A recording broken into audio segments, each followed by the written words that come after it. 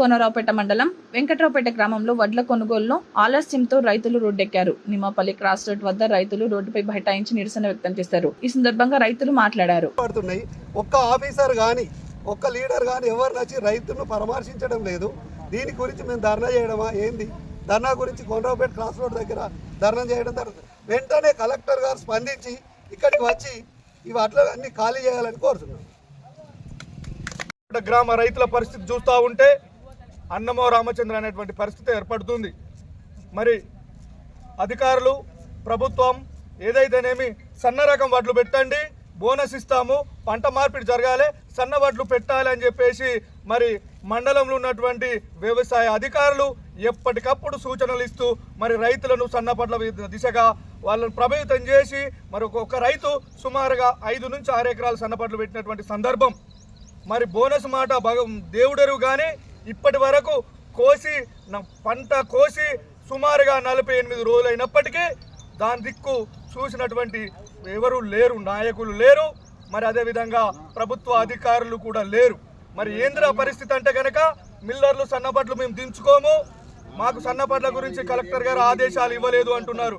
మరి ఏ ఆదేశాల ప్రకారం రైతులను మీరు రైతులను ప్రలోభ పెట్టి మరి బోనస్ ఇస్తామని చెప్పినటువంటి ప్రభుత్వం అదే సన్నపడ్లను పెట్టుకున్నటువంటి రైతులను ఎందుకు కాపాడలేకపోతా ఉంది?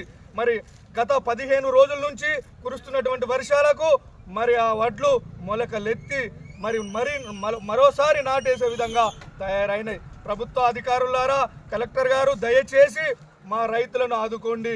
ఎద్దేసిన వ్యవసాయం, రైతేసిన రాజ్యం బాగుపడ్డ దాఖలాలు లేవు. తస్మత్ జాగ్రత్త. రైతు కంట కన్నీరు చూస్తే ఈ రాజ్యానికి ముప్పు తప్పదని చెప్పి హెచ్చరిక జారీ చేస్తూ రైతుల పక్షాన వెంటనే కలెక్టర్ గారు వచ్చి మరి ఈ కొనుగోళ్లు ప్రారంభించేంత వరకు ఇక్కడ ఉన్నటువంటి రైతులందరం మరి దేనికైనా సిద్ధం. అవసరమైతే ఆమరణ నిరాహార దీక్ష కూడా ఈ రైతులు సిద్ధంగా ఉన్నారు. ఈ రైతుల బాధ చూస్తూ ఉంటే ఏసీ కార్లలో తిరుగుతున్నటువంటి మీకు కనబడట్లేదా అని అడుగుతా ఉన్నాం. ఒక్కసారి మీరు మా సెంటర్కి వచ్చి చూడండి. మరి చుట్టుపక్కల ఉన్నటువంటి సెంటర్ల కంటే మా కళ్ళాల్లో సుమారుగా ఇప్పటి వరకు కూడా 30 నుంచి 40% వడ్ల కుప్పలు అట్లనే ఉన్నాయి. ఒక్కొక్క కుప్పకు సుమారుగా ఒక 30-40 సంచుల ధాన్యం తడిసిపోయి మరి మొలకలొచ్చినటువంటి సందర్భం ఏర్పడ్డది. ఏ ఒక్క అధికారి కూడా ఈ పట్టింపు లేకపోతే మరి రైతు దగ్గరికి ఎందుకు? రైతు ప్రభుత్వము రైతుల కోసం చేస్తున్నామన్నటువంటి అధికారులారా, మీకు సిగ్గు అనిపిస్తలేదా అని చెప్పి మేము అడుగుతా ఉన్నాం.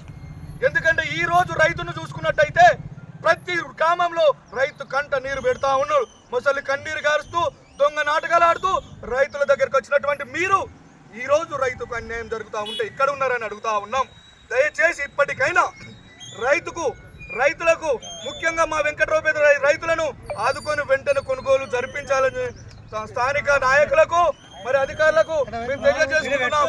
ఈ రైతులను ఇట్లా మీరు ఆదుకున్నట్టయితే ఈ మందు డబ్బనే మాకు సరైనమని చెప్తున్నటువంటి రైతులకు దయచేసి మీరు ఆదుకోవాల్సిందిగా విజ్ఞప్తి చేస్తూ మా ఆత్మహత్యలకు ప్రలోభించకండి. మీరు మా అవస్థను చూసి ఆదరించవలసిందిగా కలెక్టర్ గారికి విజ్ఞప్తి చేస్తూ కలెక్టర్ గారు వెంటనే స్పందించి మా ధాన్యాన్ని కొనుగోలు చేయాల్సిందిగా మరొకసారి